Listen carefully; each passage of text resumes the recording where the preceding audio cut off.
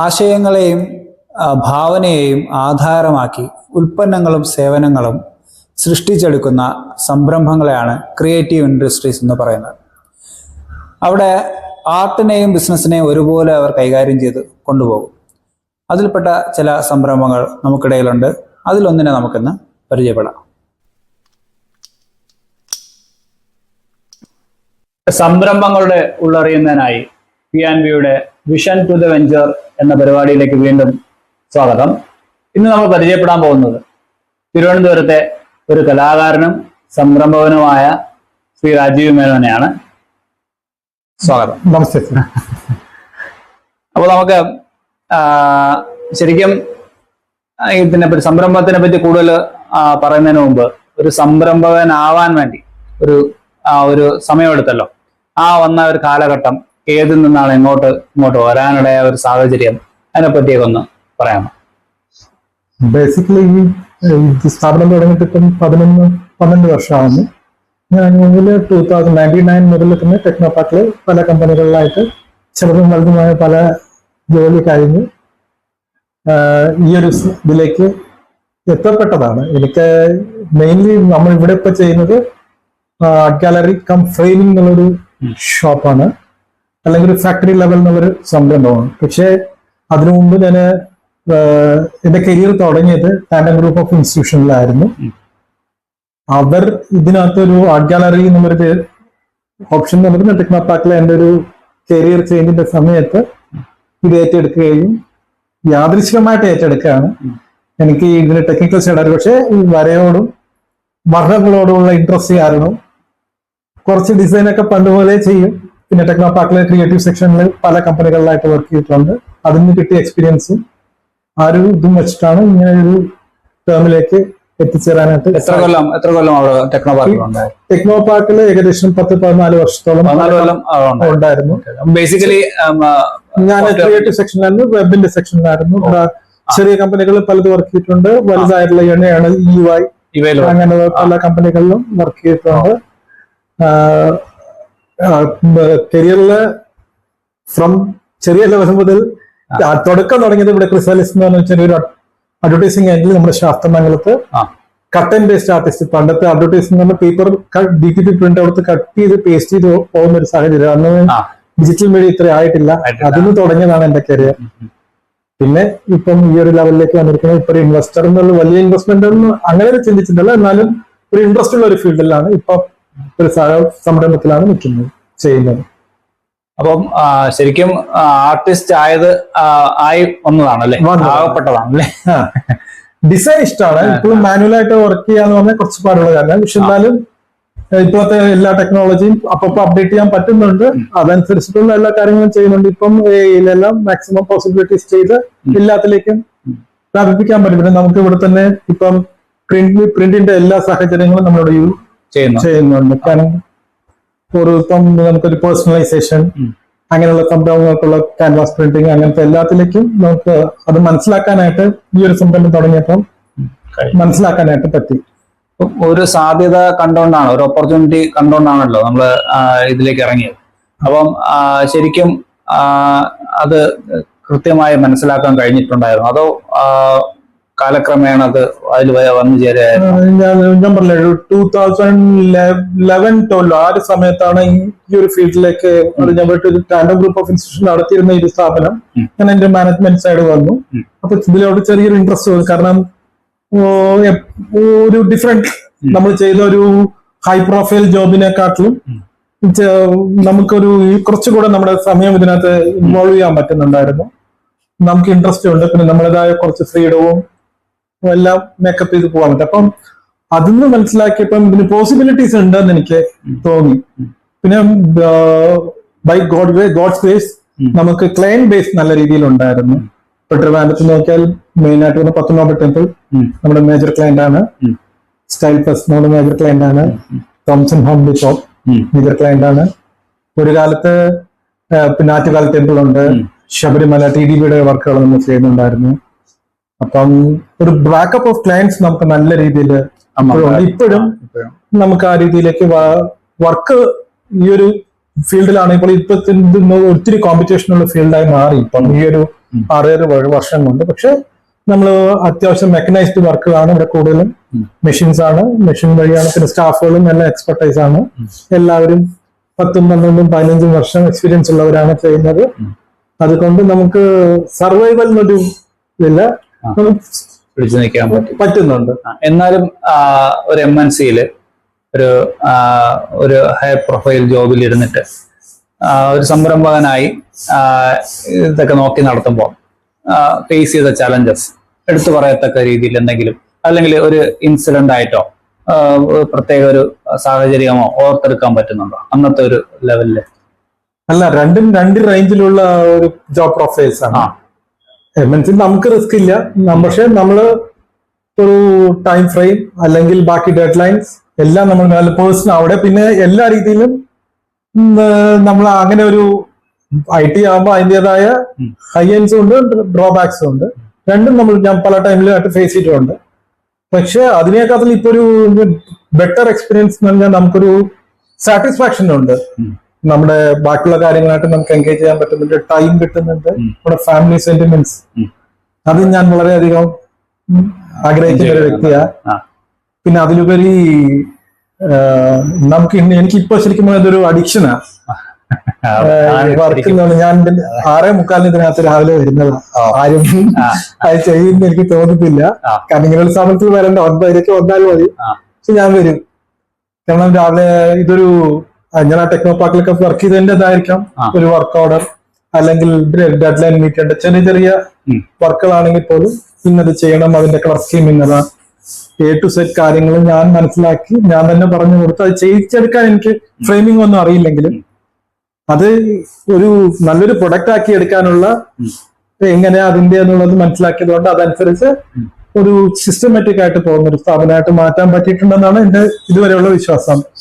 പിന്നെ large volume of work തന്നെയാണ്, അത് ഞാൻ കോൺഫിഡന്റ് ആയിട്ട് പറയാം. കേരളത്തിൽ തന്നെ one of the best and largest production തന്നെയാണ് ഞാൻ പറയാം.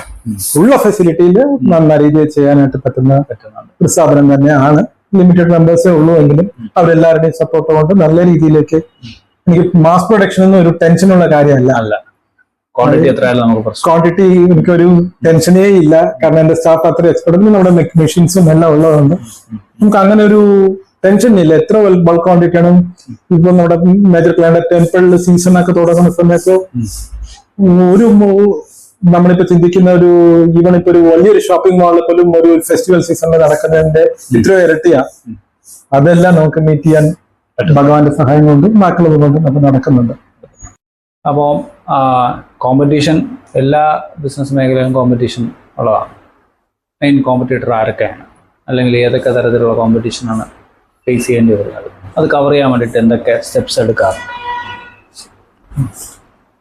നമുക്ക് ഈ ഫീൽഡ് എന്ന് പറഞ്ഞാൽ ഇപ്പം ഭയങ്കര ഒരു ട്രെൻഡിങ് ആയിട്ട് വന്നിരിക്കുന്ന സ്ഥലമാണ്.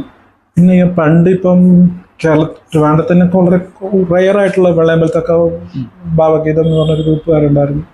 ഇപ്പോഴും ഉണ്ട് അവര്. ഇവരൊക്കെ ആയിരുന്നു പ്രോമിനന്റ്. തൃശ്ശൂർ ഒരു എലിഗന്റ് എന്ന് പറഞ്ഞൊരു ഗ്രൂപ്പുകാരുണ്ട്. എന്നാൽ ഞാനിതൊക്കെ ഞാൻ തുടങ്ങിയ സാഹചര്യത്തിലുള്ളതാണ്. അവരൊക്കെ ആയിരുന്നു ഇതിൽ പ്രോമിനന്റ്. അവരിപ്പോഴും അങ്ങനെയാണ്. പക്ഷെ നമ്മൾ അവരുടെ അടുത്തൊക്കെ മത്സരിക്കുന്നു എന്ന് പറയുന്നില്ല. പക്ഷെ അവരുടെയൊക്കെ ആ ലെവലിലേക്ക് തന്നെ നമ്മൾ ഈ ചുരുങ്ങിയ കാലം കൊണ്ട് എത്തിച്ചേരാൻ പറ്റി. പ്രൊഡക്ഷൻ വൈസ് ശരിക്കും ലാർജ് വോളിയം വർക്ക് തന്നെയാണ് നമ്മുടെ കയ്യിൽ നിന്ന് പോകുന്നത്. കോമ്പറ്റീഷൻ സ്റ്റൈൽ വെച്ചപ്പോൾ നമുക്ക് നോക്കണം. ഇപ്പം ലുലു മോളിൽ കിട്ടുന്ന സാധനം, ഷൈൽപ്ലസിൽ കിട്ടുന്ന സാധനം, ഈവൻ ചാല മാർക്കറ്റിൽ കിട്ടുന്ന സാധനം 4-3 ക്വാളിറ്റി ആയിരിക്കാം. പക്ഷെ നമ്മുടെ ഇവിടുന്ന് പോകുന്ന സാധനം ഒരിടത്തേക്ക് എന്നുള്ളതല്ല, ഇത് ഏറ്റവും ഹൈ എൻഡിൽ എവിടെ നമ്മൾ ചിന്തിക്കണോ അവിടെ വെക്കാവുന്ന, അതിന്റെ താഴത്തേക്ക് വേണമെങ്കിലും വെക്കാം. പക്ഷെ പ്രൊഡക്റ്റിന്റെ ക്വാളിറ്റി നമ്മൾ ഏറ്റവും പ്രീമിയം ആയിട്ട് തന്നെയാണ്. ചിലപ്പോൾ 4 രീതിയിൽ ചെയ്യണവരുണ്ട്, നമ്മൾ അങ്ങനെ ചെയ്യാറില്ല. ഏറ്റവും ടോപ്പ് എൻഡിൽ എത്തിപ്പെടാനുള്ള ആ ഒരു ഇതിലായതുകൊണ്ട് ഏറ്റവും ഹൈ എൻഡിൽ തന്നെയാണ് ചെയ്യുന്നത്.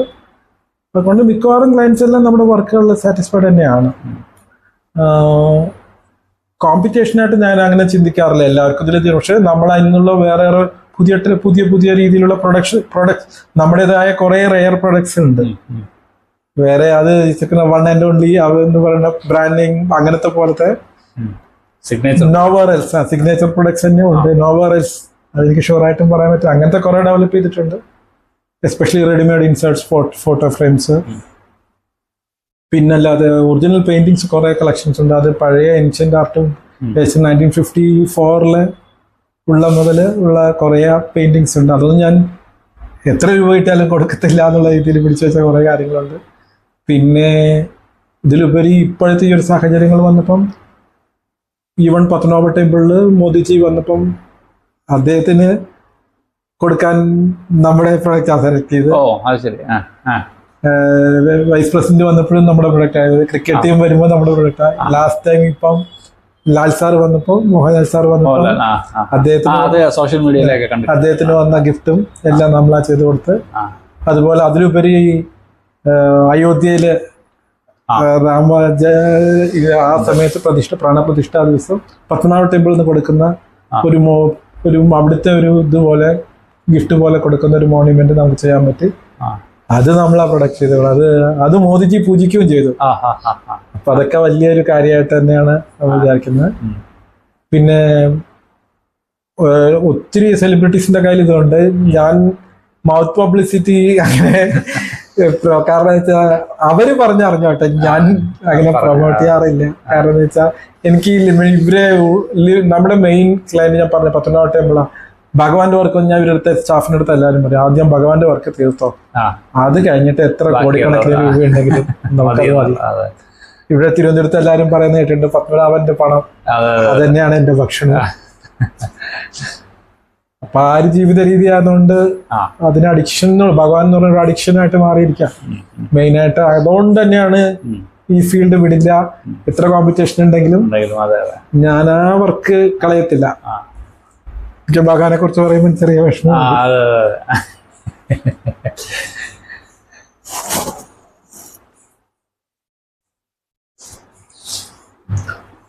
ഇപ്പോഴും 12 വർഷമായി പത്മനാഭ ടെമ്പിളിലെ കോൺട്രാക്ട് മേജർ ഇവിടുത്തെ ഏറ്റവും മേജർ പ്ലേയേഴ്സ് എല്ലാവരും ഉള്ള സ്ഥലമായിരുന്നു. നമ്മളെ വളർത്തിക്കൊണ്ട് വന്നല്ലോ അത് ഇപ്പോഴും അത് ഒരു ബിസിനസ് അല്ല. അതിനകത്ത് നമ്മുടെ ഒരു ഡെഡിക്കേറ്റഡ് സ്റ്റാഫുകൾ വ്യാഴാഴ്ച മീൻ കഴിക്കാറില്ല ഇവിടെ. ലേഡീസ് സ്റ്റാഫ് ഏജ്ഡ് ആയിട്ടുള്ള ഒരൊറ്റ ആളേ ഉള്ളൂ. പ്യുവർ ഡിവോഷൻ ആയിട്ട് തന്നെയാണ് ആറ്റുകാലിലേക്കാണെങ്കിലും നമ്മൾ ചെയ്യുന്നത്. അങ്ങനെ ഒരു രീതിയാണ് നമ്മൾ ഫോളോ ചെയ്യുന്നത്. ഓക്കെ,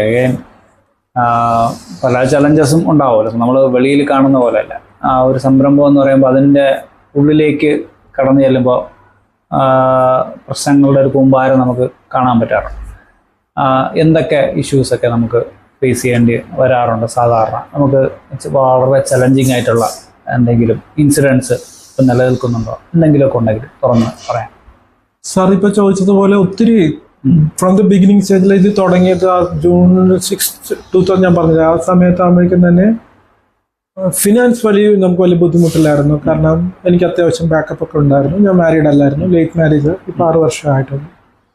പക്ഷേ എനിക്ക് എൻ്റെ ഫാമിലിയിൽ കുറേ ആളുടെ മരണം അങ്ങനെ കുറേ സാഹചര്യങ്ങൾ വന്നു. പിന്നെ എൻ്റെ ഇത് മാനേജ് ചെയ്തുകൊണ്ടിരുന്ന മാനേജർ മരിച്ചു. പുള്ളി ഭയങ്കര സപ്പോർട്ട്, ഗണേഷ് ഭഗവതി എന്നാണ് പുള്ളിയുടെ പേര്. പുള്ളി ആർട്ടിസ്റ്റ് ആയിരുന്നു, സിനിമയിൽ ആർട്ട് ഡയറക്ടർ ആയിരുന്നു. പുള്ളിക്ക് ഇതുപോലെ എന്നോട് ഇൻട്രസ്റ്റ് ഉള്ളതുകൊണ്ട് വർക്കിനോട് ഇങ്ങനത്തെ ഒരു പുള്ളിയായിട്ട് വന്നു. ഞങ്ങൾ രണ്ടുപേരും കൂടെ ആയിരുന്നു ശരിക്കും മാനേജ് ചെയ്തോണ്ടിരുന്നത്. പുള്ളി എനിക്ക് സപ്പോർട്ട് മെയിൻ പുള്ളി ഏൽപ്പിക്കുകയായിരുന്നു. ഞാനങ്ങനെ ഇപ്പോൾ വേണമെങ്കിലും ക്ലയന്റ് മീറ്റിങ്ങിനോ ബാക്കിയുള്ള കാര്യങ്ങളൊക്കെ തുടക്കത്തിൽ അങ്ങനെ ഒത്തിരി ഇതിനെക്കുറിച്ച് അറിയുന്ന ആൾക്കാർ എൻ്റെ കൂടെ. എനിക്കിതിനെക്കുറിച്ച് അറിയത്തില്ല. എനിക്ക് പ്രിന്റ് എടുക്കാൻ അറിയാം, ഡിസൈനിങ് അറിയാം, അല്ലെങ്കിൽ ചെറിയ രീതിയിൽ വരയ്ക്കാൻ അറിയാമെന്നല്ലാതെ ഈ ഫ്രെയിമിങ്ങിനെ കുറിച്ച് എല്ലാം മെറ്റീരിയൽ എവിടെ നിന്ന് വരും, എവിടെ നിന്ന് പോകും, എങ്ങനെ ഇത് ചെയ്തെടുക്കണമെന്നൊന്നും അന്ന് മനസ്സിലാക്കിയ ചെറിയൊരു 6-7 മാസം തുടക്കത്തിലുള്ള എക്സ്പീരിയൻസ് ഉണ്ടെങ്കിലും ബാക്കിയൊന്നും അറിയാം. പക്ഷെ പുള്ളി എല്ലാം ഒത്തിരി അപ്പം അങ്ങനെ കുറേ സെറ്റ് ബാക്സ് നല്ല രീതിയിൽ ഉണ്ടായിട്ടുണ്ട്. അത് കഴിഞ്ഞിട്ട് ഒരു 6-7 മാസത്തിലേക്ക് നമ്മൾ പ്രൊഡക്ഷൻ ഇവിടെ അങ്ങ് കുമിഞ്ഞു കൊടുക്കും. കാരണം എൻ്റെ പേഴ്സണലായിട്ടുള്ള ഈ പ്രശ്നങ്ങളും എല്ലാം കാരണം മെറ്റീരിയൽ ഇവിടെ ഡെഡായിട്ടിരിക്കുന്ന ഒരു സാഹചര്യമായിരുന്നു. ഒരു 6 മാസം കഴിഞ്ഞപ്പം എവിടെ എന്ത് ചെയ്യണമെന്ന് പിടിക്കാം. ആ സമയത്ത് നമ്മുടെ ക്ലയൻസ് ഒത്തിരി സപ്പോർട്ട് ചെയ്യുന്നു. പക്ഷെ ഒന്നും എത്തിക്കാൻ പറ്റുന്നില്ല. കാരണം ആകെ ഇവരുമായിട്ട് ഇന്ററാക്ഷൻ എനിക്ക് മാത്രമേ ഉള്ളായിരുന്നു. അത് സർവൈവ് ചെയ്തു. എല്ലാ ക്ലയന്റിലേക്കും ഡിസ്ട്രിക്ട് വേണ്ടത്തെ ഏകദേശം എല്ലാ മേജർ ക്ലയൻസിൻ്റെ അടുത്തേക്കും സപ്ലൈ ചെയ്യാൻ പറ്റി. പിന്നെ ആ ഒരു നെക്സ്റ്റ് കറക്റ്റ് ഒരു മാർച്ച് ആകുമ്പോഴേക്ക് എനിക്ക് പത്മനാഭ ടെമ്പിളിലെ കോൺട്രാക്ട് ഓക്കെ ശരിയായി.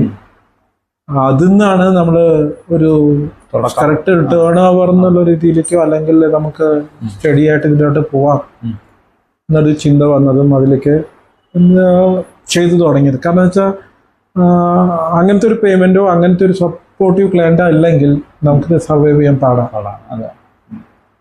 നമ്മൾ ഇപ്പോഴും ഇങ്ങനത്തെ ഒരു ഇതിപ്പോ ഒരു വലിയ ഫാക്ടറിന്നോ അല്ലെങ്കിൽ ഇതൊരു വലിയൊരു സംരംഭമാണെന്ന് ചിന്തിക്കുന്നില്ല. പക്ഷെ എന്നാലും ഇങ്ങനത്തെ ഒരു സാഹചര്യത്തിൽ ഇത് ചെയ്യാൻ പറ്റുന്ന തന്നെ വലിയ കാര്യമാണ് സാറേ. കാരണം വെച്ചാൽ ഒരു മാസമൊക്കെ നമുക്ക് ചിലപ്പം 20,000 പീസസ് ഒക്കെ ആയിരിക്കും ചിലപ്പം ചെറുതൊക്കെ പോകേണ്ടി വരും. ഒരു ക്ലയന്റിനോ 2 ക്ലയന്റിനോ 3 ക്ലയന്റിനൊക്കെ ആയിട്ട്. അപ്പൊ അത്രയൊക്കെ നമുക്ക് ചെയ്യാൻ പറ്റുന്നില്ലേ, അത് മതിയല്ലോ. നമ്മളിപ്പോ ഇതിന്റെയൊക്കെ മേജർ മാർക്കറ്റ് രാജ്കോട്ട്, മോർബി എന്നൊക്കെ പറയുന്ന സ്ഥലത്താണ്. അതൊക്കെ രാവും പകലും കിടന്ന് കഷ്ടപ്പെട്ട് അങ്ങനെ ചെയ്യിക്കുന്ന സ്ഥലത്ത് നമ്മൾ ഇത്രയും പേരെ വെച്ച് അത് ചെയ്യിപ്പിച്ചെടുക്കാൻ നമുക്ക് പറ്റി. അവരും ചെയ്യുന്നുണ്ട്. അവരും ഇപ്പം എന്റെ ടീമിന് ഇപ്പം മാസ് പ്രൊഡക്ഷൻ എന്ന് പറഞ്ഞാൽ ഒരു ഹോബി ആയിട്ട് മാറിയിരിക്കുകയാണ്. നമ്മളിപ്പം വെളിയിൽ നിന്ന് ഒരു ഡെയിലി വേജസിന് എടുക്കുന്ന ആൾക്കാരെ പോലെയല്ല, അവരുടെ ഫാമിലിയുടെ എല്ലാ കാര്യങ്ങൾക്കും നമ്മളും കൂടെ സപ്പോർട്ട് ചെയ്യുന്നതുകൊണ്ട് അവരുടെ ഇതും കൊണ്ട് അവരും ആ സാഹചര്യം അനുസരിച്ച് നിന്ന്. ഇതിപ്പോ ഇന്നലെയൊക്കെ സാധാരണ 6 മണിക്ക് പോകുന്നത് ഇന്നലെ കഴിഞ്ഞിട്ട് നമ്മൾ ഡെലിവറി കഴിഞ്ഞ് വരുന്നത് 7-7:30 ആവും. അവർക്ക് അതൊന്നും പ്രശ്നമല്ല. അവരും ആ ദിവസം അത്രയും നേരം ആണെങ്കിലും അവരെല്ലാവരും നിന്ന് വൈകിട്ട് 6 മണി കഴിഞ്ഞാൽ മിണ്ടാണ്ടി ഇരുന്നിട്ടില്ല. നെക്സ്റ്റ് ഡേ എന്ത് ചെയ്യാം അതിന്റെ വർക്കൗട്ടിൽ വെച്ചിരിക്കാം. അപ്പൊ അങ്ങനെ ഒരു ഇതുണ്ട് നമുക്ക്. അങ്ങനെ സാഹചര്യങ്ങൾ വെച്ച് മൂവ് ചെയ്യാനൊക്കെ പറ്റിയിട്ടുണ്ട്. പിന്നെ ഫിനാൻഷ്യൽ കൺസ്ട്രെയിൻസ് അത് എല്ലാ ബിസിനസ്സിലും ഉള്ള പോലെ തന്നെ ഉണ്ട്. അതിപ്പോ നമുക്ക് സപ്പോർട്ട് PNB കോപ്പറേറ്റീവ് സൊസൈറ്റി ഇങ്ങനെ ചെറിയ നമ്മളെ മനസ്സിലാക്കുന്ന സ്ഥാപനങ്ങളുമായിട്ട് ബന്ധപ്പെട്ട് അത് മൂവ് ചെയ്ത് ചെറിയ ഡെയിലി ലോണോ അങ്ങനെ എന്തെങ്കിലുമൊക്കെ എടുത്തും ഒക്കെ ആയിട്ട് നീങ്ങി പോകുന്നു. പിന്നെ അഡ്വൈസേഴ്സ് അവരുടെ സൊസൈറ്റിയുമായിട്ട് ബന്ധപ്പെട്ട കൊടുത്ത സേവനം റീസെന്റ് ട്രെയിനിങ് പ്രോഗ്രാംസ് അതിനെല്ലാം പങ്കെടുക്കുകയൊക്കെ ചെയ്ത് നമ്മുടെ സാഹചര്യങ്ങൾ അവരെ മനസ്സിലാക്കി വരുമ്പോൾ അതിനനുസരിച്ചുള്ള അഡ്വൈസസ് കിട്ടാൻ നമുക്ക് ഫിനാൻഷ്യൽ സപ്പോർട്ടിനും അതേപോലെ തന്നെയാണ് അഡ്വൈസസ്. അതും കാരണം നമുക്ക് അറിയാത്ത പല കാര്യങ്ങളും അവരുടെ എക്സ്പെർട്ടൈസ് വെച്ച് നമുക്ക് മനസ്സിലാക്കാനായിട്ട് ശ്രമിച്ച് കിട്ടുന്നുണ്ട്. അതുകൊണ്ട് അങ്ങനെ പോകുന്നു. വലിയ ബുദ്ധിമുട്ടുകളില്ല ഫേസ് ചെയ്യേണ്ടി ഇപ്പോഴത്തെ സാഹചര്യത്തിൽ അങ്ങനെ വരുന്നില്ല. പിന്നെ ക്ലയന്റിന്റെ പേയ്മെന്റ്സ് ഒക്കെ വരുമ്പോൾ ചെറിയ ടെൻഷൻസ് ഉണ്ടാവും. അത് ഓവർകം ചെയ്ത് വരുന്നുണ്ട്. ഒരു വലിയ ഓർഡറുകൾ ബൾക്ക് ഓർഡറാണ് ഇപ്പോൾ ചെയ്തുകൊണ്ടിരിക്കുന്നത്. ഇപ്പോൾ ഞാനവിടെ കണ്ടായിരുന്നു. അപ്പം നിരന്തരമായ ഓർഡറുകൾ വന്നുകൊണ്ടിരിക്കുന്നു, പ്രൊഡക്ഷൻ നടക്കുന്നു, പോയിക്കൊണ്ടിരിക്കുന്നു.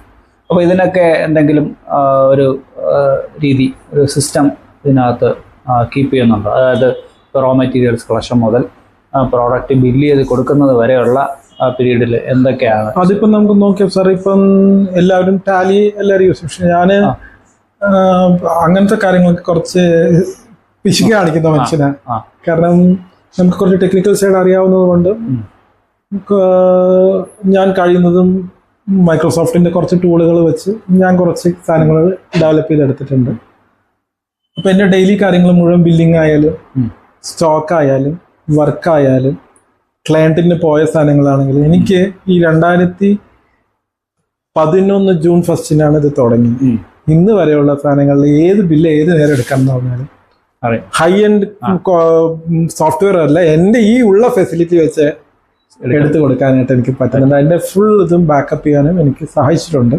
സാധാരണ മൈക്രോസോഫ്റ്റിന്റെ എക്സലൊക്കെ തന്നെയാണ്, പക്ഷെ അതിൻ്റെ അകത്ത് കുറച്ചും കൂടെ ഒക്കെ ഫോർമുലാസ് ഒക്കെ ആഡ് ചെയ്ത് അതെല്ലാം കറക്റ്റ് ചെയ്ത് ബില്ലിംഗ് ആയാലും പെർസെൻറ്റേജ് ഇപ്പൊ തന്നെ നമ്മുടെ GSTയുടെ വ്യത്യാസമൊന്നും എല്ലാവരും ടാലി പർച്ചേസ്. എനിക്ക് അപ്പൊ അങ്ങനത്തെ ഒരു ഇൻവെസ്റ്റ്മെന്റിലേക്ക് നമ്മൾ ആ പൈസ പോലും നമ്മുടെ കമ്പനിയുടെ വളർച്ചയ്ക്കോ അല്ലെങ്കിൽ കമ്പനിയുടെ ബാക്കിയുള്ള കാര്യങ്ങൾക്കോ പറ്റി നമ്മൾ ലിമിറ്റഡ് ആയിട്ട് ചെറിയൊരു ഗ്രൂപ്പായിട്ട് പോകുമ്പോൾ അങ്ങനെ എക്സ്ട്രാ ഒരു ഇതിലേക്ക് പോകേണ്ട.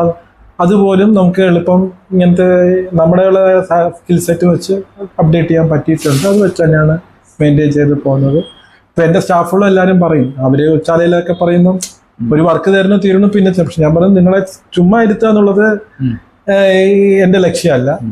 നിങ്ങളും ജോലി ചെയ്യണം, ഞാനും ജോലി ചെയ്യണം, സിസ്റ്റമാറ്റിക് ആയിട്ട് ചെയ്യാം. ഒരു ദിവസം ഇത്രയും വന്നു, അടുത്ത ദിവസം നിങ്ങൾ വെറുതെ ഇരുന്നാലും ആദ്യത്തെ ദിവസം ഞാൻ തന്ന പ്രൊഡക്ഷൻ തീർന്നിട്ടുണ്ടോ എന്ന് മാത്രമേ ഞാൻ ചിന്തിക്കുന്നുള്ളൂ.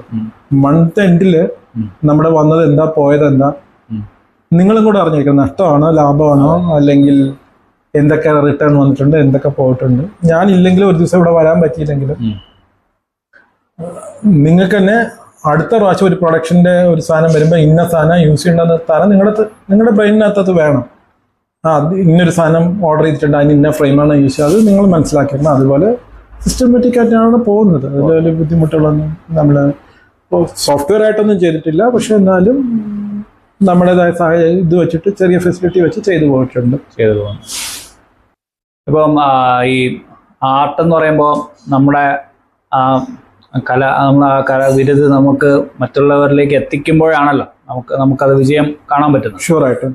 അപ്പം അന്നത്തെ കാലത്ത് ഇപ്പോഴും നമുക്ക് സോഷ്യൽ മീഡിയ അങ്ങനെയുള്ള പല പല പ്ലാറ്റ്ഫോമുകളും ഉണ്ട്, എളുപ്പമാണെന്ന് ആണ് കരുതുന്നത്. പക്ഷെ അന്ന് എങ്ങനെ ഇത് സാധ്യമായി? എങ്ങനെയായത്? ഏതൊക്കെയായിരുന്നു മീഡിയം നമ്മൾ ഉപയോഗിച്ചുകൊണ്ടിരുന്നത്?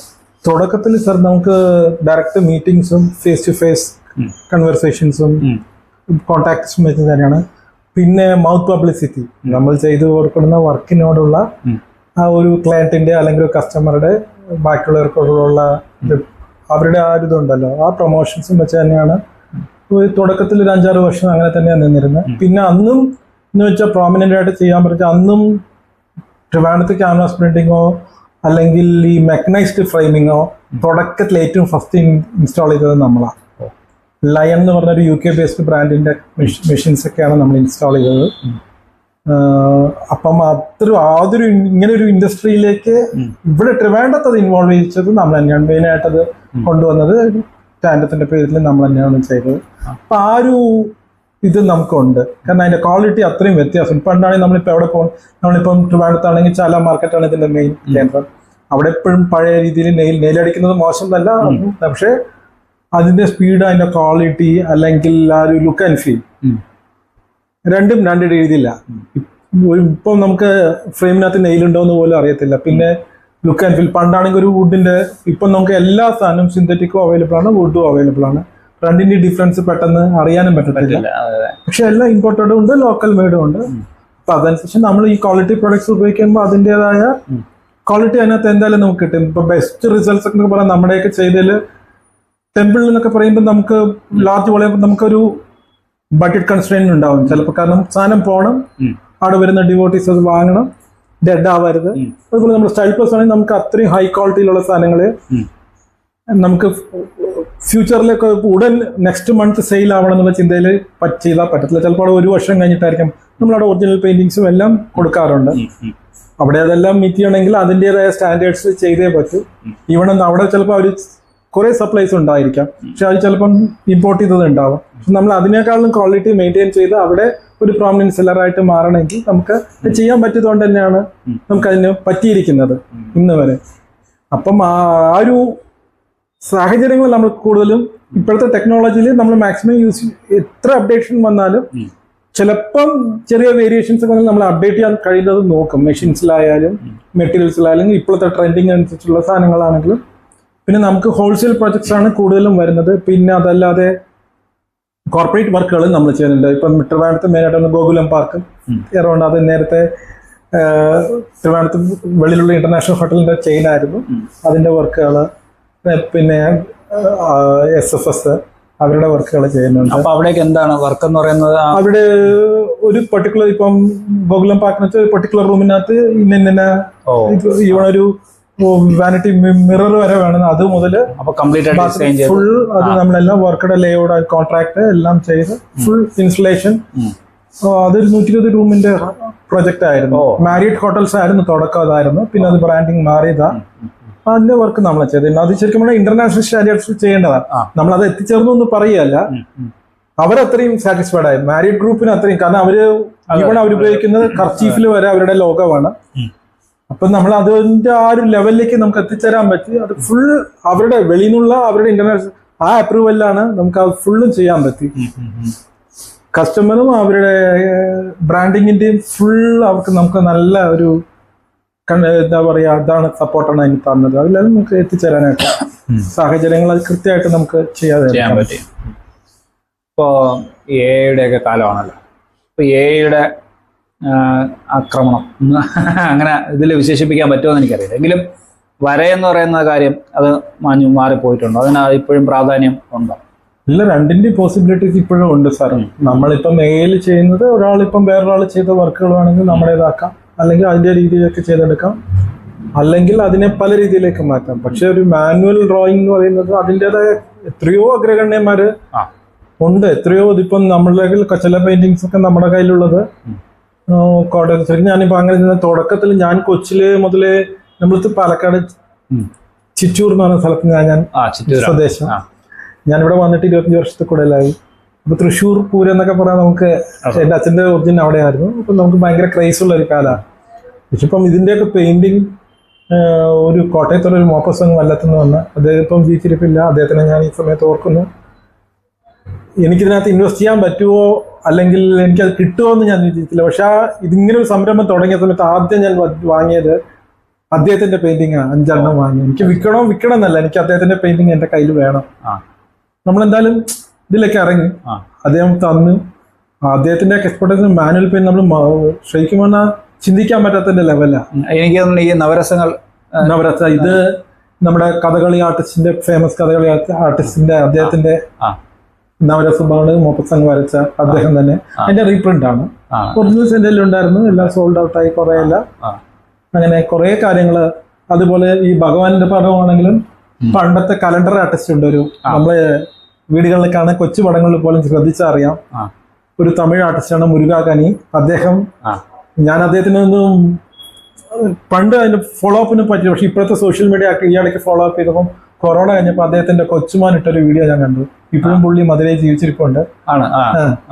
പുള്ളി മുരുകാകനി എന്നാണ് നമ്മൾ നോക്കിയാൽ എസ് മുരുകാകനി എന്ന് പറഞ്ഞ് നമ്മുടെ ദൈവകൂടങ്ങളുടെ താഴെ അദ്ദേഹത്തിന്റെ സ്ക്രിബ്ലോ സിഗ്നേച്ചർ ഒക്കെ. അതൊക്കെ എന്ന് വെച്ചാൽ ഒന്നും ഇല്ലാതിരുന്ന കാലത്ത് വെറും പോസ്റ്റർ കളർ വെച്ച് ഇപ്പോഴും അദ്ദേഹം വരയ്ക്കുന്നതെല്ലാം നമുക്ക് സോഷ്യൽ മീഡിയയിൽ പ്രത്യേകിച്ച് യൂട്യൂബിൽ നമുക്ക് കാണാം. പക്ഷെ അതെല്ലാം ആ ദൈവത്തിന്റെ അവർക്ക് കൊടുത്ത ആ കലയുടെ നമുക്ക് അത്രയൊന്നും ചെയ്യാൻ പറ്റിയില്ലെങ്കിലും നമ്മളിപ്പം ഉള്ള സാഹചര്യം നമുക്കൊരു ഡിസൈൻ എനിക്കൊരു ചെറിയൊരു ഇതുകൊണ്ട് ചെയ്യാൻ പറ്റുന്ന കാര്യങ്ങൾ നല്ല രീതിയിൽ വരുന്നുണ്ട്.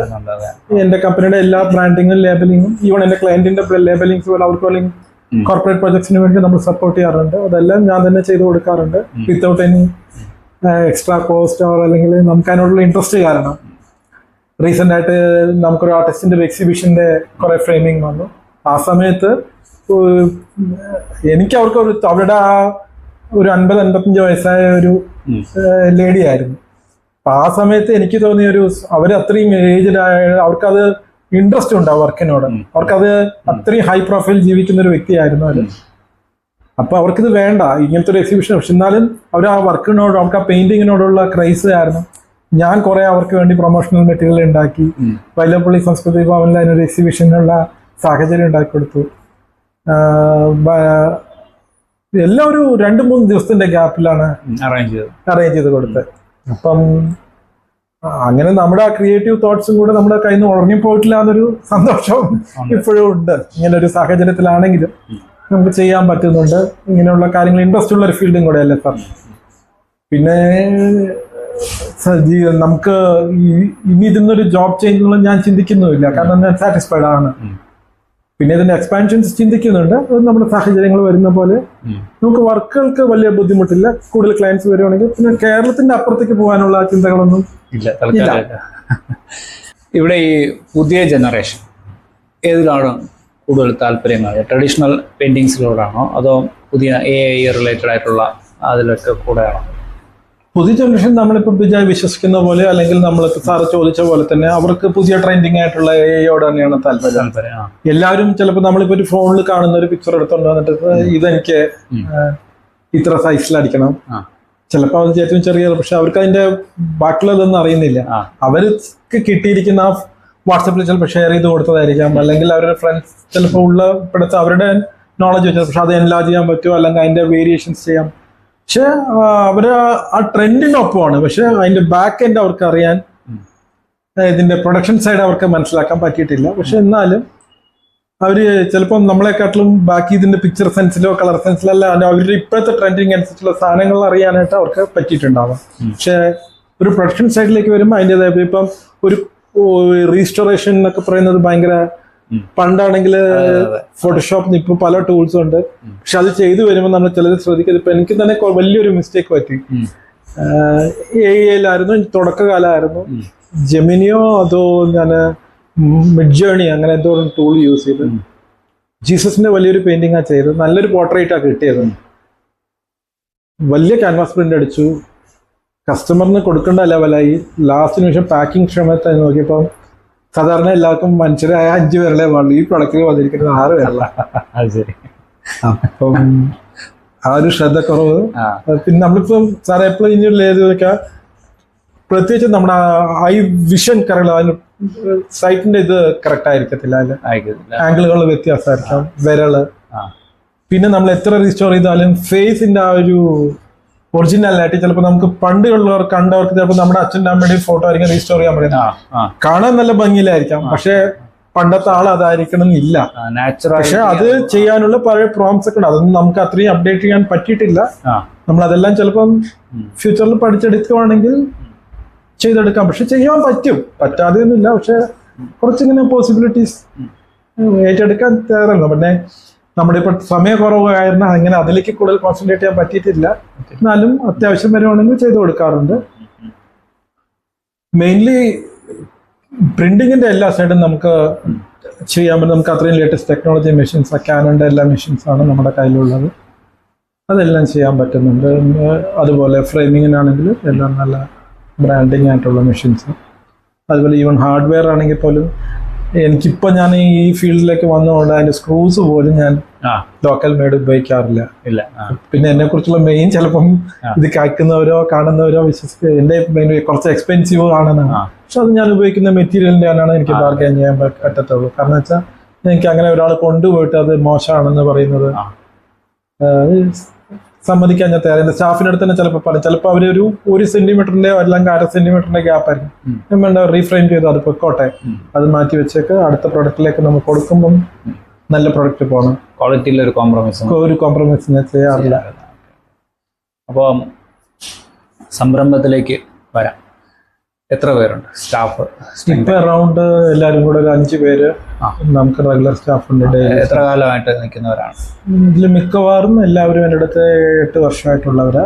സീനിയർ സ്റ്റാഫ് ഉണ്ട്. അവരെല്ലാവരും ഇതുപോലെ ചാല മാർക്കറ്റിലും ബാക്കിയുള്ളവിടെയൊക്കെ സാധാരണ മാനുവൽ വർക്ക് ചെയ്ത് വന്ന് പിന്നെ ഇവിടെ വന്ന് ഈ മെഷീൻസ് വർക്ക് പഠിച്ചെടുത്ത്, ആരും മെഷീനിൽ വർക്ക് ചെയ്യാത്ത ഇവിടെ വന്ന് നമ്മളൊരു ട്രെയിനിങ് പോലെ നമ്മൾ ഫ്രീ ആയിട്ട്, എനിക്കിതിനെ കുറിച്ച് അറിയില്ലെങ്കിലും ആദ്യം ഉണ്ടായിരുന്ന കുറച്ച് ടെക്നിക്കൽ സൈഡിലുള്ളവരെ അവരുടെയും കൂടെ സപ്പോർട്ടോടുകൂടെ പഠിച്ചും എടുത്ത് അവരതനുസരിച്ച് ഇപ്പൊ 2-3 നല്ല ചെറുപ്പക്കാരും എല്ലാവരും ഉണ്ട്.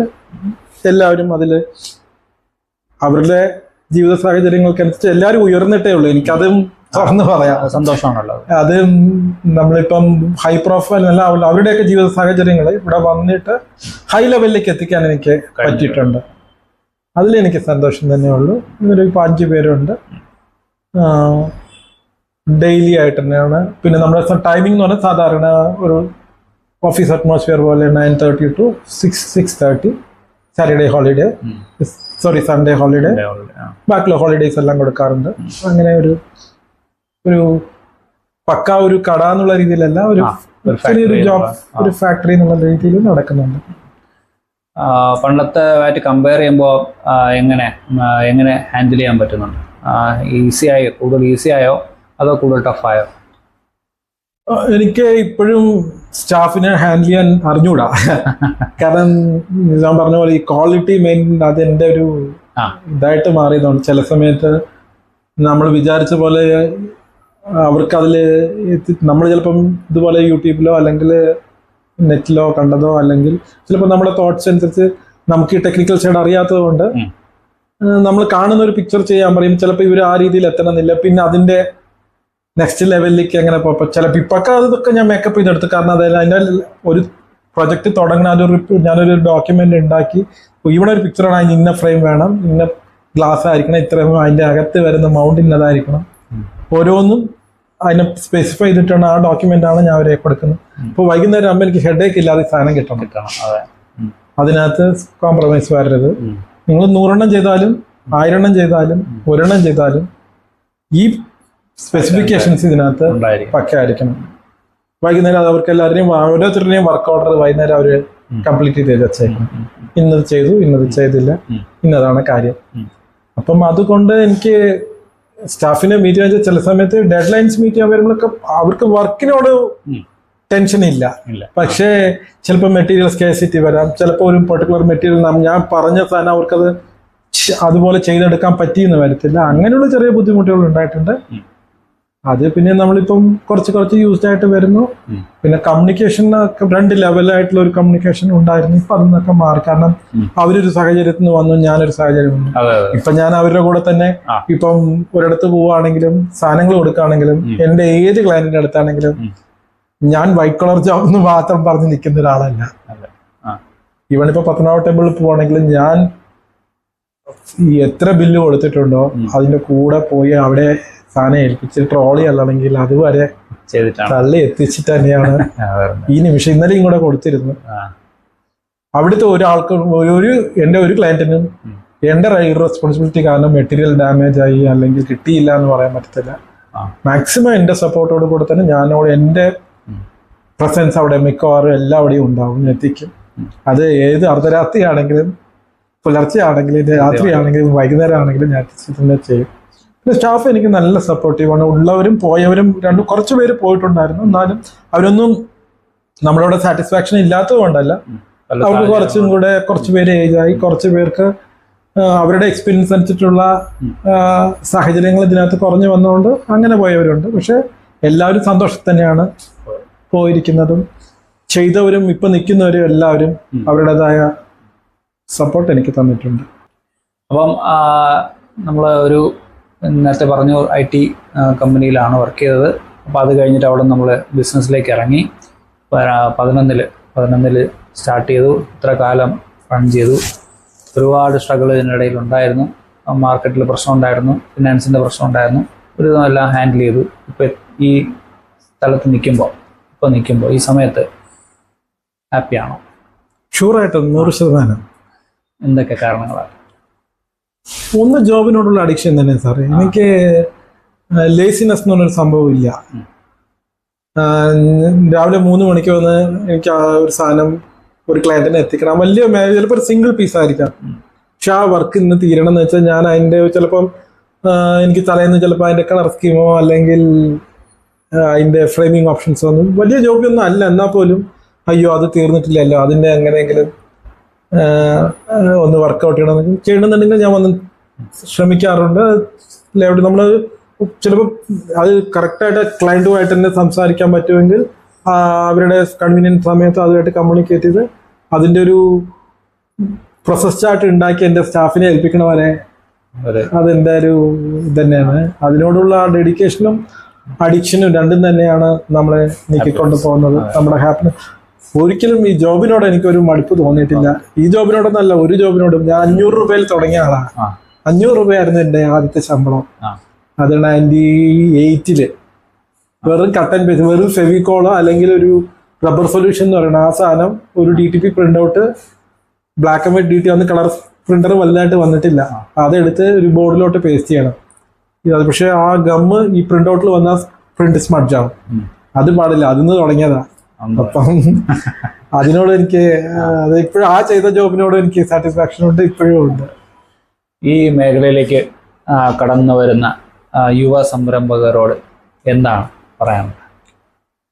ഈ ഫീൽഡിലോട്ട് വരണം എന്ന് തന്നെയാണ് പറയുന്നത്. പക്ഷെ അത് പ്രത്യേകിച്ച് ഇതിനോട് ഇൻട്രസ്റ്റ് ഉണ്ടെങ്കിൽ മാത്രം, അല്ലാതെ ഇട്ടിട്ട് പോകുന്ന നമുക്കിപ്പോൾ ഒരു വർഷം കഴിഞ്ഞാൽ അടുത്ത ജോബിലേക്ക് ചേഞ്ച് ചെയ്യണം എന്നുള്ളവർ വരരുത്. പക്ഷെ ഇതിനോട് പാഷൻ ഉള്ളവർ വന്നാൽ ബെനിഫിറ്റഡ് ആയിരിക്കാം. അത്രയും അപ്ഡേറ്റഡ് ആയിട്ട് തന്നെ വരണം. പിന്നെ നമ്മൾ ആദ്യത്തെ ഒരു ഇൻവെസ്റ്റ്മെന്റ് അതെന്തായാലും ഒരു 4-5 ലക്ഷം രൂപയുടെ മെഷീനറി തന്നെ വരും. അത് മെഷീനറി ഇല്ലാതെ നമ്മൾ മാനുവലായിട്ട് ചെയ്യാൻ ചിന്തിക്കരുത്. നമുക്ക് ഒരു 2-1 ദിവസത്തെ വർക്കല്ല, നമ്മുടെ ജീവിതത്തിലേക്ക് പോവാണെന്ന് ചിന്തിച്ചിട്ട് ഇൻവെസ്റ്റ് ചെയ്ത് തന്നെ പോവാം. അതിനുള്ള നമ്മൾ ഇങ്ങനത്തെ പോലത്തെ സൊസൈറ്റികളെയും മറ്റും ആശ്രയിച്ച് അതിനെ പറ്റിയ ഇനീഷ്യൽ സപ്പോർട്ടോ അഡ്വൈസസോ എടുത്ത് അവരുമായിട്ട് സഹകരിച്ച് അതിനെ മനസ്സിലാക്കി തന്നെ പോകണം. ഇല്ലാതെ ഞാൻ ഒരാഴ്ച 1 മാസം വർക്ക് ചെയ്തില്ലെങ്കിൽ 1 വർഷം കഴിഞ്ഞ് ഞാൻ പോകുന്നു, ആര് ചിന്തരുത്. ഇല്ലെങ്കിൽ അത് പോട്ടെ, ഇത്രയെല്ലാം ഞാൻ ചെയ്തുള്ളൂ, അങ്ങനെ പാടില്ല. നമുക്ക് കണ്ടിന്യൂ ചെയ്യാൻ പറ്റും.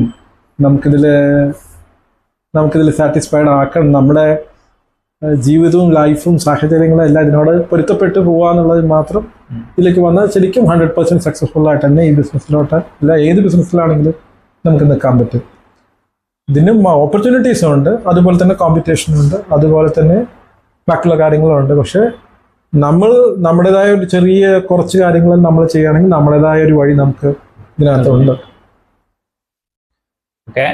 അപ്പോൾ ഇത്രയും നേരം തിരക്കിൻ്റെ ഇടയിലും കുറച്ച് സമയം കണ്ടെത്തി നമ്മളുമായിട്ട് സ്പെൻഡ് ചെയ്യാൻ തയ്യാറായ, അല്ലെങ്കിൽ വിശേഷങ്ങൾ ഉള്ളു തുറന്ന് സംസാരിക്കാൻ തയ്യാറായ താങ്കൾക്കും ഈ സ്ഥാപനത്തിനും എല്ലാവിധ അഭിവൃദ്ധിയും ആശംസിച്ചുകൊണ്ട് PNBയുടെ വിഷൻ ടു ദി വെഞ്ചർ എന്ന പരിപാടി ഇവിടെ അവസാനിക്കുകയാണ്. നമസ്കാരം. Thanks a lot. Thanks for your time and patience too. നമ്മളത്ര തിരക്കൊന്നുമുള്ള ആൾക്കാരൊന്നുമില്ല. ഇപ്പൊ ഞാൻ ടൈം വെച്ചാണ് എല്ലാം ചെയ്യുന്നതെങ്കിലും എപ്പോഴും ഉച്ചയ്ക്ക് ശേഷം ഒരു 2 മണി മുതൽ 3:30 വരെ ഞാൻ ഓഫീസ് തന്നെ കാണും. ഞാൻ 4-4:15 ഓഫീസിൽ നിന്ന് പോകും. അതെന്ന് വെച്ചാൽ എന്റെ സ്റ്റാഫ് റിലാക്സ്ഡ് ആയിക്കോട്ടെ, കാരണം അത്രയും നേരം അവര് പ്രഷറിലാന്ന് എനിക്കറിയാം. 6 മണിക്ക് അവരാണ് ക്ലോസ് ചെയ്തിട്ട് പോണ്. അപ്പം എനിക്ക് അങ്ങനെ അതുകൊണ്ട് എനിക്ക് വലിയ ഇതൊന്നുമില്ല, ടെൻഷൻ. കാരണം സ്ഥാപനത്തിലെ എല്ലാവർക്കും PNBയുടെ എല്ലാ സപ്പോർട്ടിനും നമുക്ക് തന്ന അഡ്വൈസസിനും ഇത്രയും സമയം നിങ്ങൾ എന്നെ സഹിച്ചതിന് എനിക്ക് വളരെയധികം നന്ദിയുണ്ട്. വളരെയധികം താങ്ക്സ്.